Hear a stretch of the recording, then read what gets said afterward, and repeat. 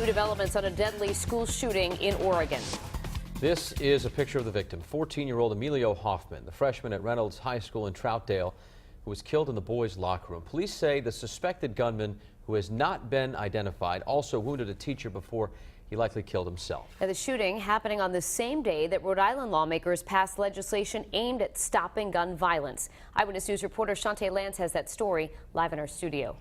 Danielle and Patrick, as tragedy unfolded thousands of miles away, Rhode Island lawmakers approved a bill aimed at preventing gun sales to those with severe mental illness.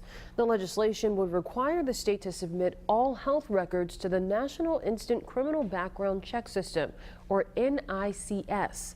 Rhode Island currently only submits relevant criminal records and requires all gun purchasers to submit an NICS check. The legislation stems from recommendations made by a special task force in the wake of the Sandy Hook school shootings. If approved by the Senate and governor, the bill would become law in January.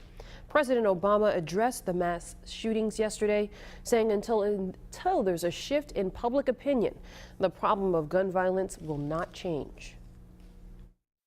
A lot of people will say that, well, there's a mental health problem. It's not a gun problem.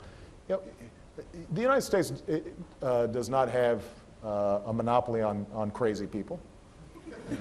It's not the only country that has psychosis. And yet, we kill each other in these mass shootings at rates that are exponentially higher than any place else. Now, the president went on to blame the country's gun control problems on the political strength of the National Rifle Association. Meanwhile, that Oregon community continues to piece their lives back together this morning. Coming up at 6:30, why many hail that injured gym teacher a hero. Shantae Lance, Eyewitness News.